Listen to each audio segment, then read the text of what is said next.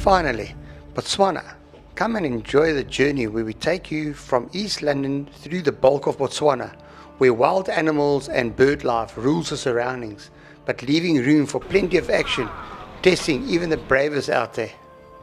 Our route started at East London and touched base at Francistown, Nata, Kasane, Vic Falls, Kwai and Moremi, adding 5,940 kilometers to our gravel travels explorations. The following few episodes might just make your decision going there so much easier, while we show you places, people, animals, plus campsites, and adding some cost to the experiences. Good morning, and it is the 26th of December 2023.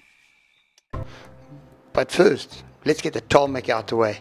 The first day ended up being a 16-hour drive and was completely self-inflicted, being so excited and wanting to experience what we have heard so much about. And with every journey, there will be some challenges, and this was just the start of it. But with great attitudes come great results, and this big splashdown did not last that long. Stopover border post has got a campsite and a lodge right outside here, literally like 500 meters from the border post. So if you do want to come here and sleep over and then cross the border the next day, it's right here. So the cost involved, I'm not quite sure, but anyway, we had a effortless entrance here and a very, very friendly staff here. Thank you very much. Happy New Year, my friend. To you too. You keep well. Thanks a lot.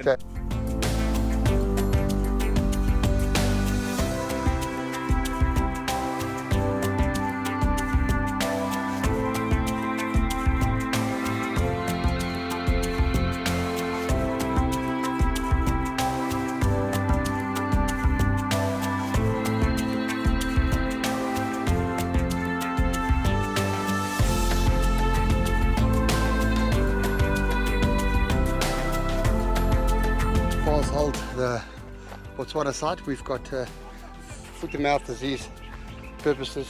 We must do our feet.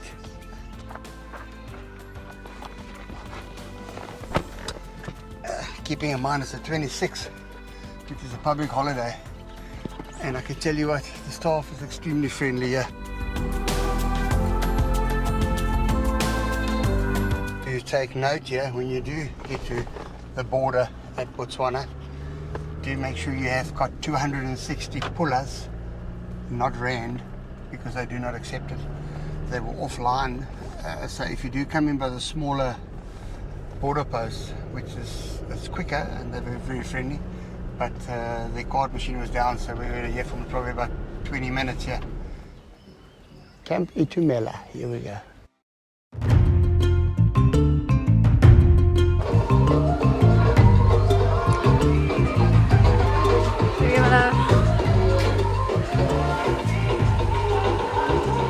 Miller, find the campsite. It's 105 pull-up per person per night. So we've got a campsite right next to the ablution. It looks very peaceful here. Plenty of sites here. It's nice and clean. Nice thick Kokoya grass. Looks about 3 or 4 other people only camping here. Good morning, good morning.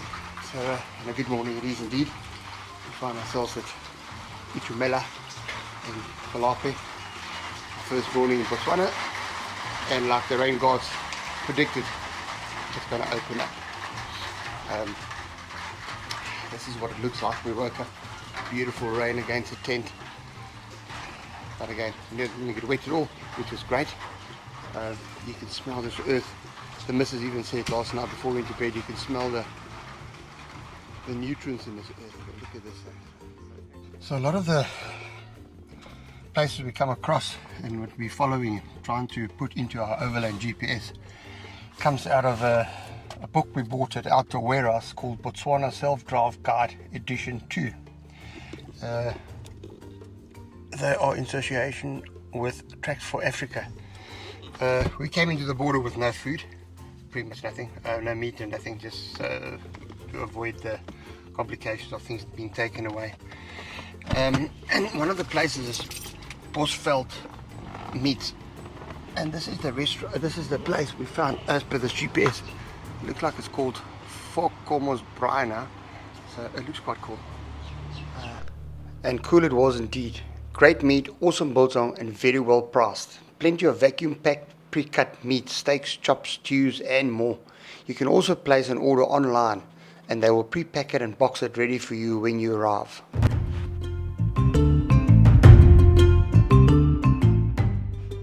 Elephant Sands was our next stopover, just for 1 night. Cost was 307 Rand for 2 people for the campsite. There was plenty of hot water, clean ablutions, and they have plenty of space. They also have permanent tents for the more luxurious creatures. And while we were there, only a few of them were actually occupied, which makes this even more of a perfect stopover if you haven't planned to stop over anywhere if the road gets too long.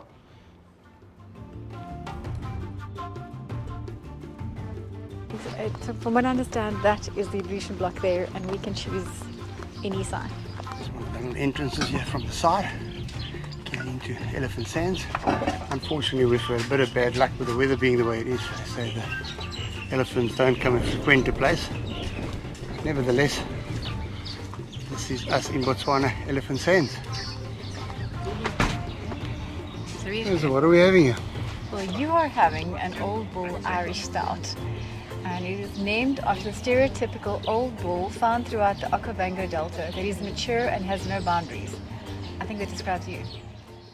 Yes, and after tasting a few of the local brews, manufactured and bottled in Mahun, it was time to retire to camp, as we planned to have an early start the next morning, wanting to get to the action where all the animals are, but not before taking some more photos and enjoying the sunset, which surprised us, especially because of the overcast 2 days we had.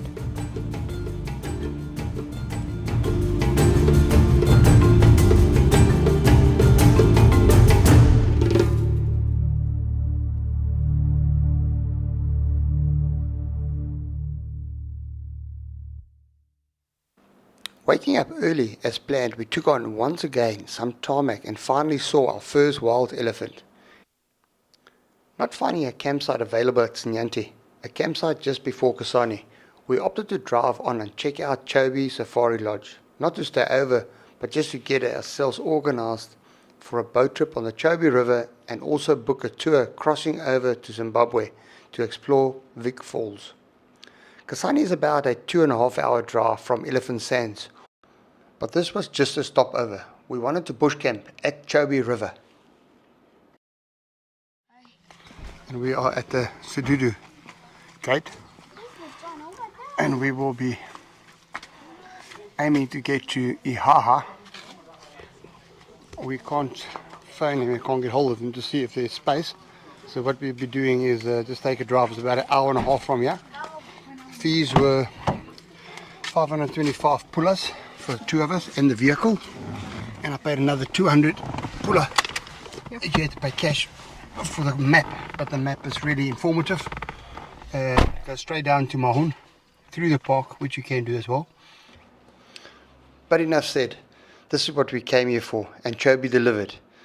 This, I think, is the closest you will ever get to Jurassic Park in real life. Just wild.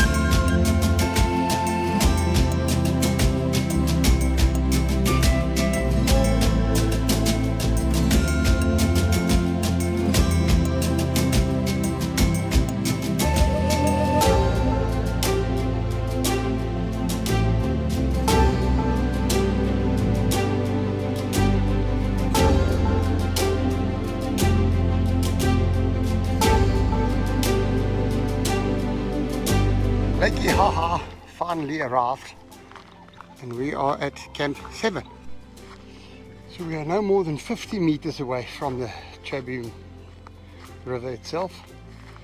And just a little interesting fact, if you're not scared to swim over the river, you will be in Namibia. After such a special day, even though it took us 2 days to get here, we cannot wish to be at a better place. Next episode, we will be exploring Kasane, where we will do a boat cruise on the Chobe River, camp for 2 nights at Chobe Lodge, and take a tour to Vic Falls with a helicopter ride, adding a new flavor to our traveling experiences.